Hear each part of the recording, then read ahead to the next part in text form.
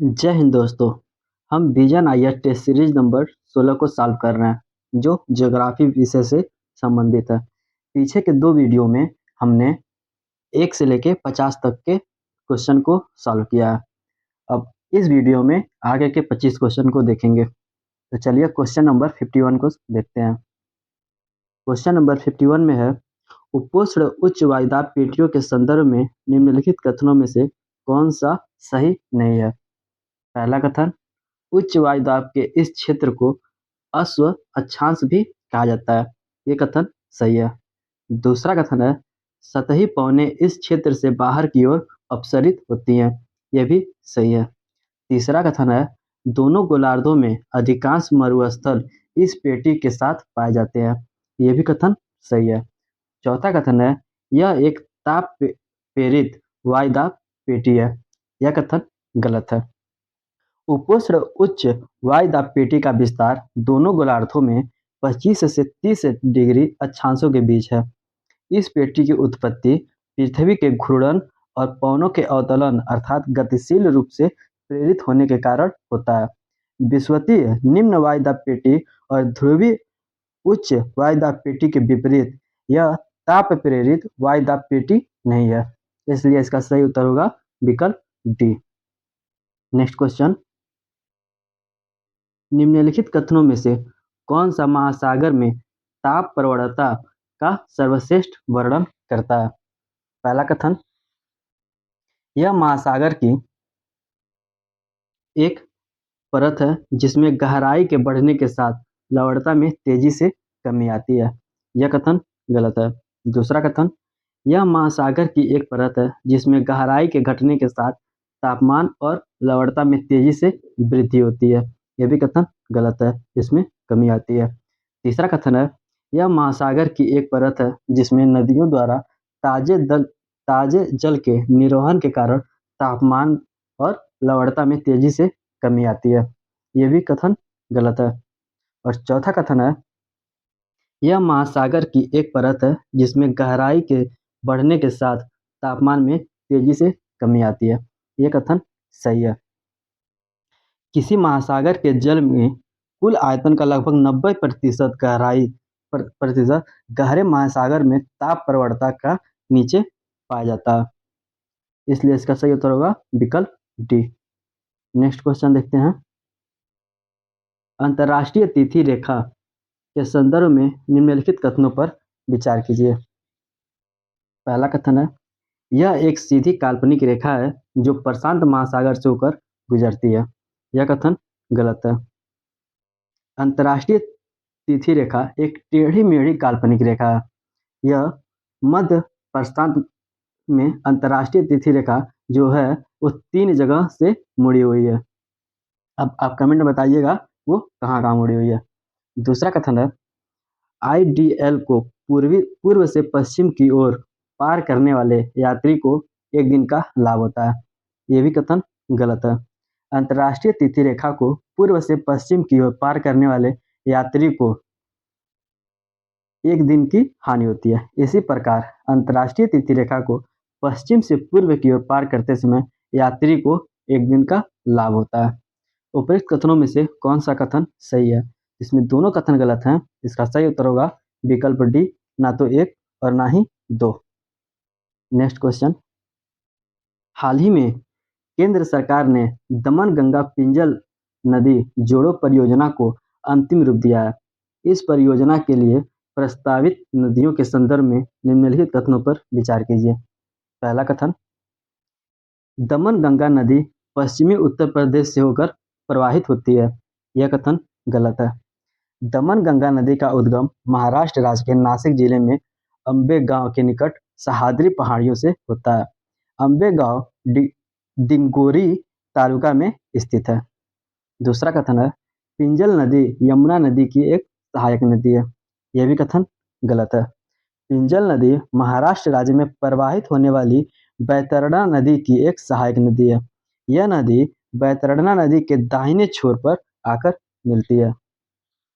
तीसरा कथन है, इस परियोजना के अंतर्गत जल अधिशेष वाले दमन गंगा बेसिन से जल अभावग्रस्त क्षेत्रों में जल स्थानांतरित किया जाएगा।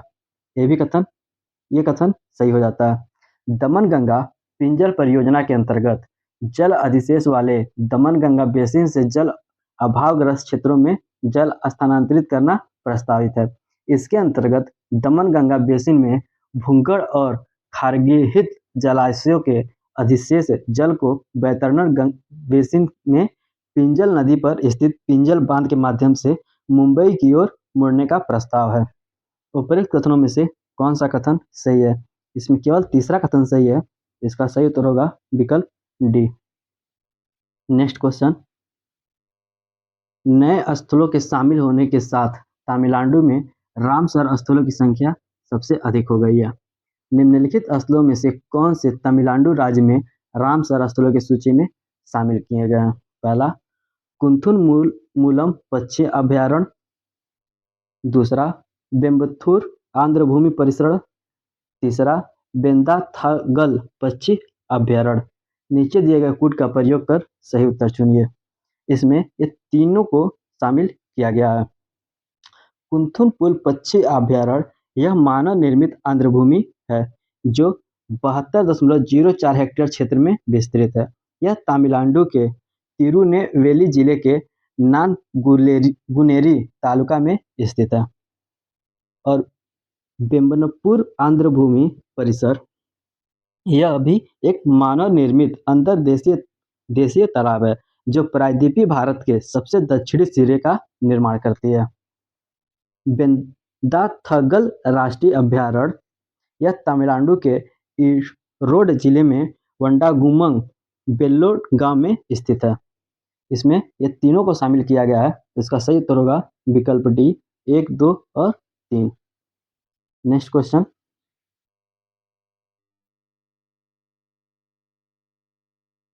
बयासी 82.5 डिग्री पूर्व युग्मोत्तर को भारत की मानक युग्मोत्तर के रूप में निर्धारित किया गया है। भारतीय मानक समय, इसमें पहला कथन है ग्रीनविच टाइम से 5.5 घंटे आगे। दूसरा, ग्रीनविच मिनट टाइम से 5.5 घंटे पीछे। तीसरा, ग्रीनविच मिनट टाइम से 4.5 घंटे आगे। और चौथा है ग्रीनविच मिनट टाइम से 7.5 घंटा आगे। इसमें सही उत्तर होगा विकल्प ए, ग्रीनविच टाइम से 5.5 घंटा आगे।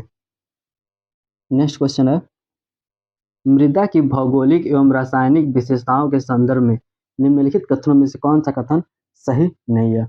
पहला कथन, दोमट मृदा में मृत्तिका, गाद और बालू समान अनुपात में पाए जाते हैं।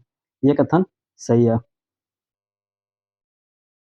मानक मृदा संरचना के वर्गों को बालू, गाद और मृत्तिका के अनुपात के अनुसार परिभाषित किया जा सकता है। दोमट मृदा में कोई एक आकार अत्यधिक रूप में नहीं होता अथवा इसमें सभी आकार के पदार्थ समान अनुपात में पाए जाते हैं। दूसरा कथन है, मृदा में उपस्थित चूना मृदा की अवसंरचना स्थिरता को बनाए रखने में सहायक है। ये कथन सही है।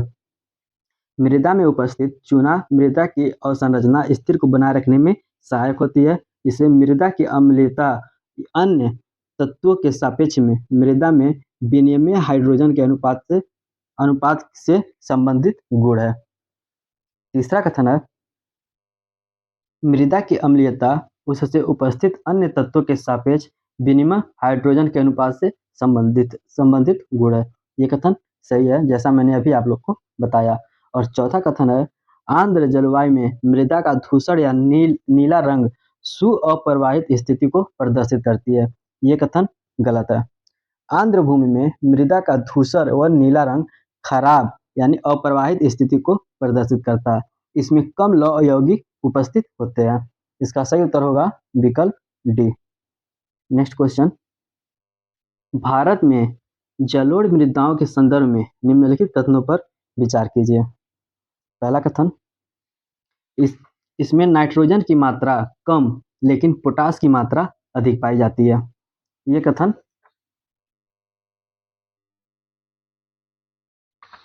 सही है। सामान्यतः जलोढ़ मृदाओं में पोटास की मात्रा अधिक तथा फास्फोरस और नाइट्रोजन की मात्रा कम पाई जाती है। इसमें आयरन ऑक्साइड की मात्रा में व्यापक भिन्नता होती है। दूसरा कथन है, ये प्रायद्वीपीय क्षेत्र में नहीं पाए जाते हैं। ये कथन गलत है। प्रायद्वीपीय क्षेत्र में ये मृदाएं पूर्वी तट की नदियों के डेल्टाओं और नदी घाटियों में पाई जाती हैं। तीसरा कथन है, बांगर मृदा खादर मृदा की तुलना में कम उपजाऊ होती है। ये कथन सही है। अगर जो देखें तो गंगा के ऊपरी और मध्यवर्ती मैदान में गांगर और खादर और बांगर नामक दो भिन्न मृदाएं विकसित हुई हैं। खादर मृदा जिसकी उर्वरता को प्रतिवर्ष भरपाई होती रहती है और भांगर मृदा की तुलना में अधिक उपजाऊ होती है। उपरोक्त कथनों में से कौन सा कथन सही है? इसमें पहला और तीसरा कथन सही है। इसका सही उत्तर होगा विकल्प डी, 1 और 3 केवल। नेक्स्ट क्वेश्चन है, निम्नलिखित युग्मों पर विचार कीजिए। समुद्री जलधाराएं और विशेषता। अगुल-हास धारा ठंडी जलधारा। ये कथन गलत सुमेलित है, क्योंकि अगर जो देखें तो अगुल-हास धारा ये गर्म जलधारा है और दूसरा है हम्बोल्ट धारा गर्म जलधारा। इसकी विशेषता ये भी कथन गलत है, क्योंकि यह ठंडी जलधारा है। बेगुला धारा ठंडी जलधारा, ये सही है। उपर्युक्त युग्मों में से कौन से सही सुमेलित हैं? केवल तीसरा इसमें सही सुमेलित है, जिसका सही उत्तर होगा विकल्प ए, केवल 3।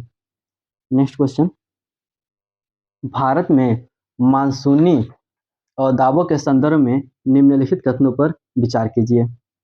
पहला कथन, इनका उद्गम केवल बंगाल की खाड़ी के ऊपर ही हो सकता है।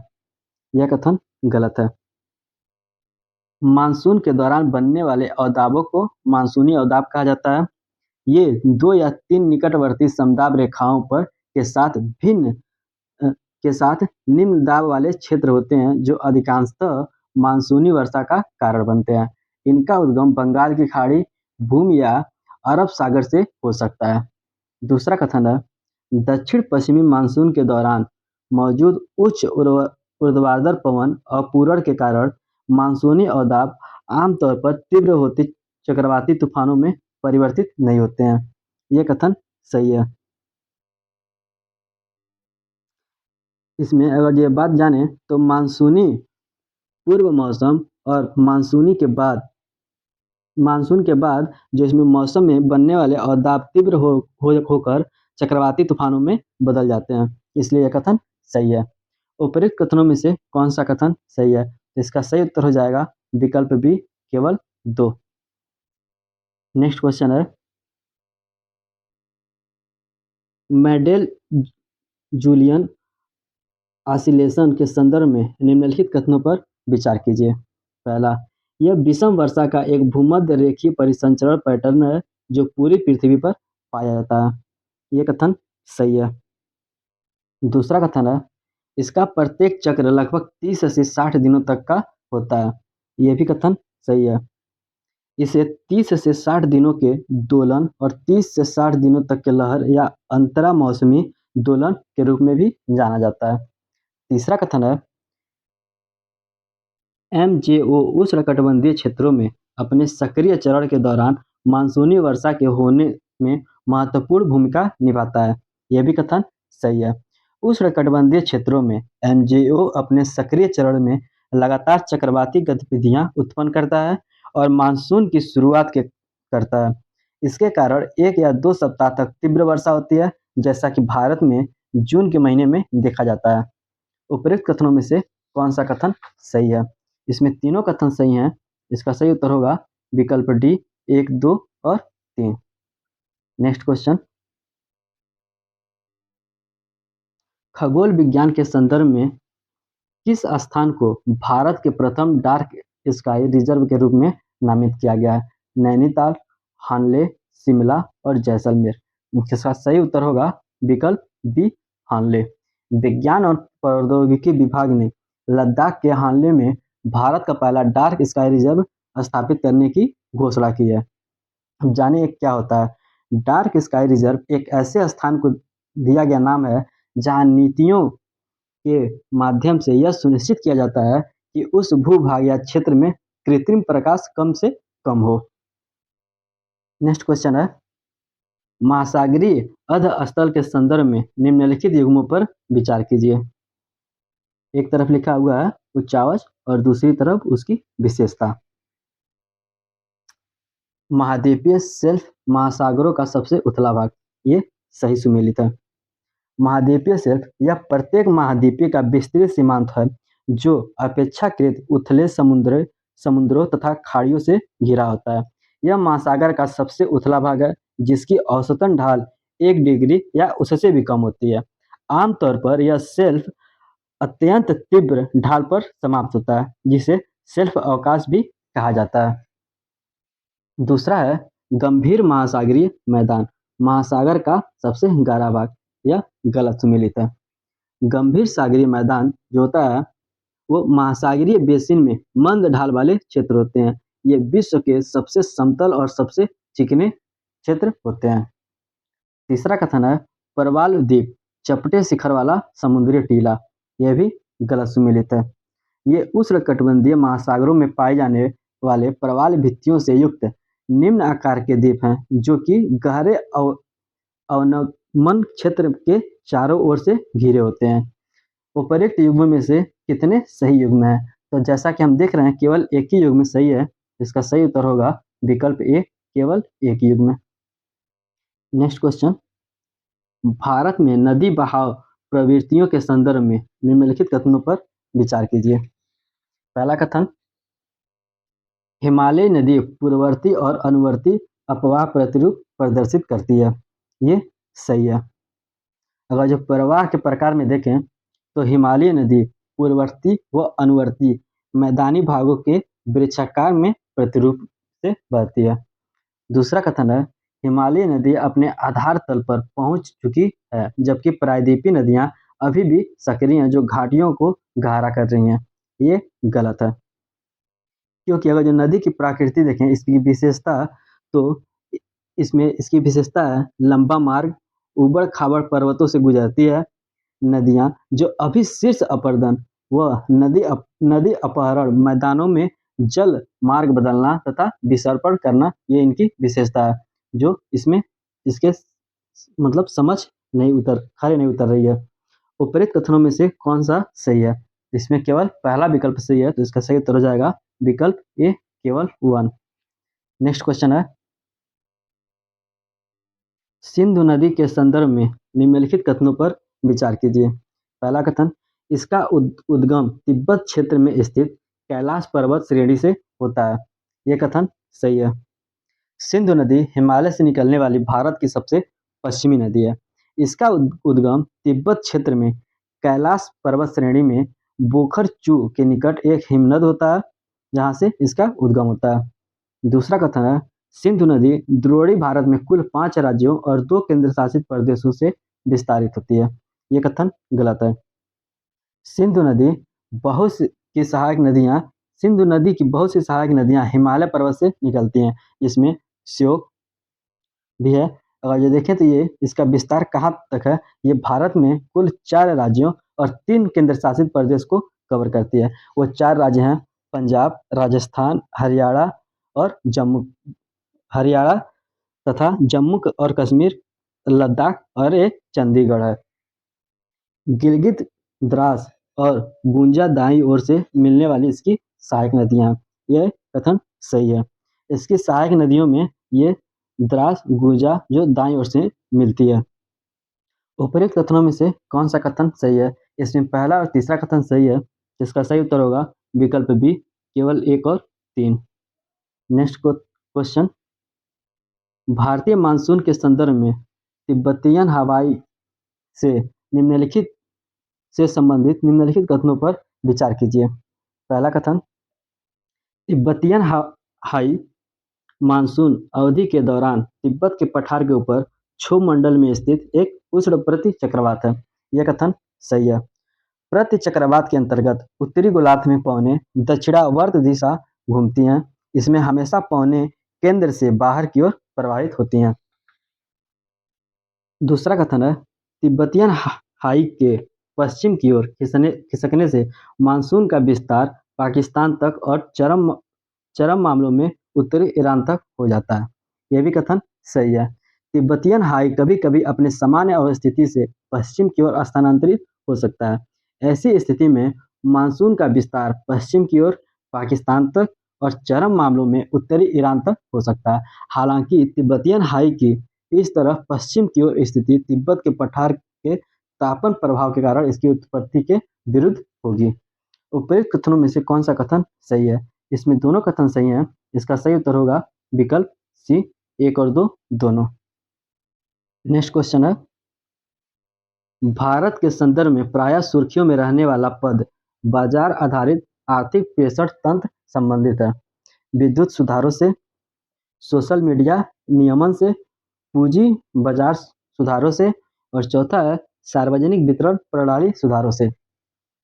केंद्र सरकार ने मौजूदा विकेंद्रीकरण स्वैच्छिक पुल आधारित विद्युत बाजार को समाप्त करके अखिल भारतीय आधार पर एक पूरी तरह से अलग अनिवार्य पुल मॉडल बनाने का प्रस्ताव रखा है।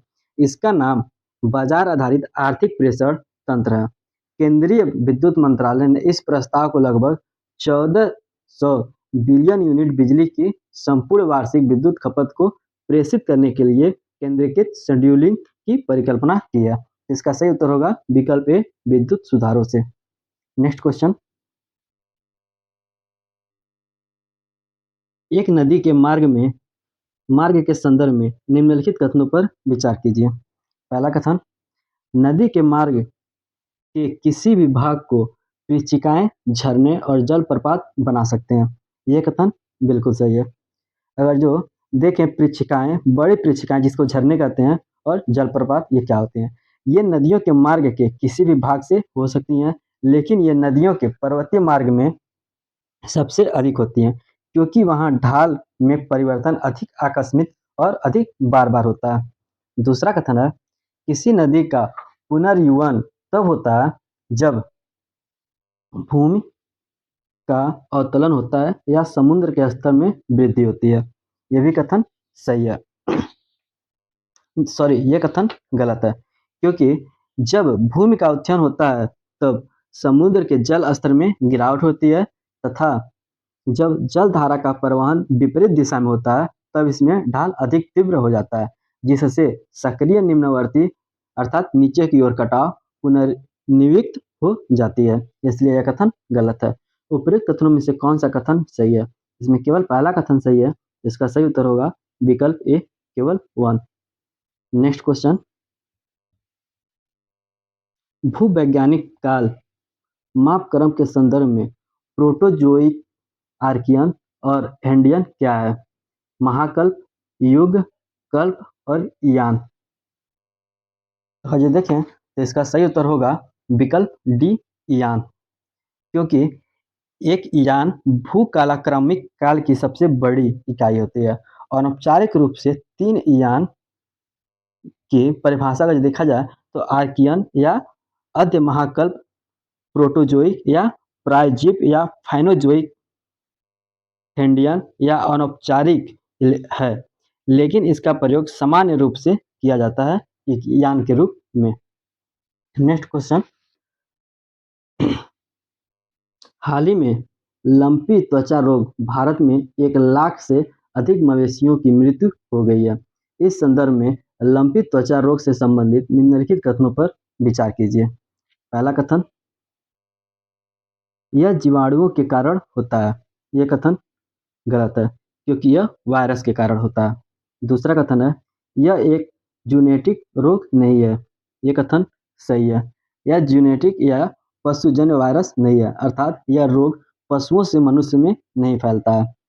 तीसरा कथन है, यह भारत के लिए स्थानीय रोग है। यह कथन गलत है।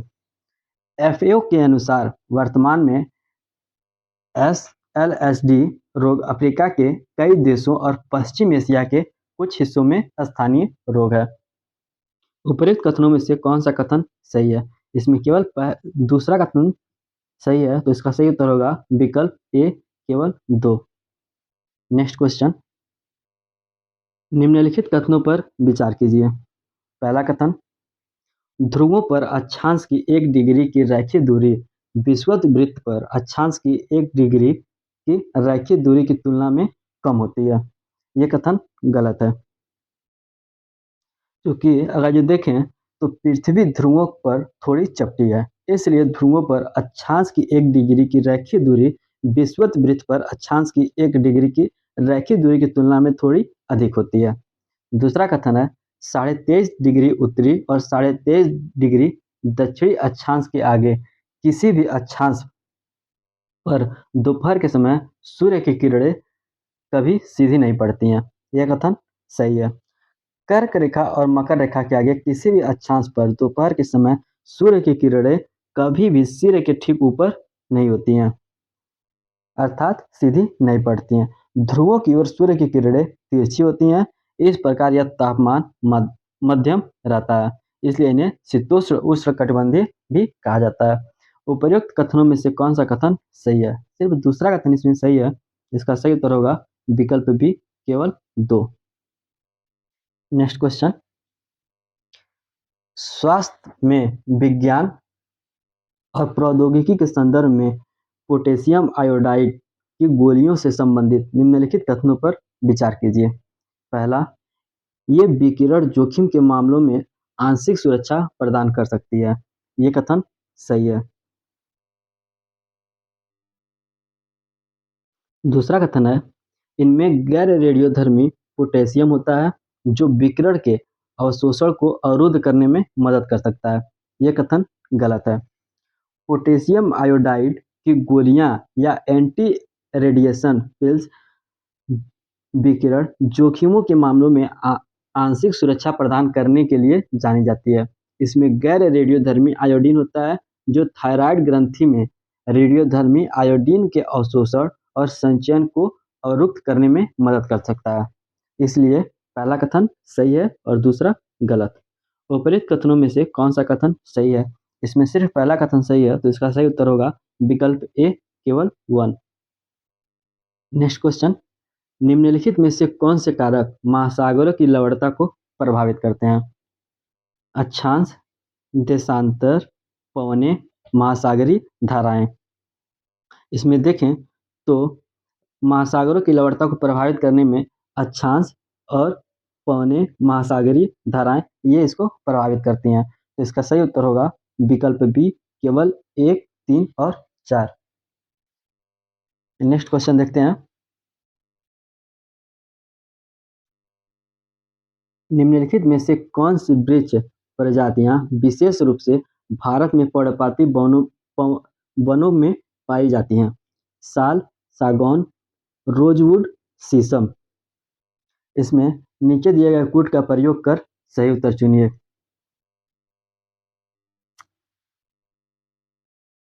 इसमें देखें तो साल, सागौन और शीशम भारत में पर्णपाती वनों में पाई जाती हैं। तो इसका सही उत्तर होगा विकल्प ए, केवल 1, 2 और 4। नेक्स्ट क्वेश्चन देखते हैं। भारतीय रक्षा क्षेत्र के संदर्भ में प्रोजेक्ट 17A स्थापित किया गया है। युद्ध तोपों के निर्माण के लिए, टैंकों के निर्माण के लिए, चालक रहित विमानों के निर्माण के लिए और चौथा है पनडुब्बियों के निर्माण के लिए। अगर जो देखें इसमें तो तारागिरी प्रोजेक्ट जो 17A के अंतर्गत बनाया गया है। तीसरा स्टील्थ फ्रिगेट है। प्रोजेक्ट 17A के तहत नौसेना के लिए गाइडेड मिसाइल फ्रिगेट की एक श्रृंखला का निर्माण करती है। इसलिए इसका सही उत्तर हो जाएगा युद्ध तोपों के निर्माण के लिए। अब आगे के 25 क्वेश्चन अगले वीडियो में देखेंगे। धन्यवाद।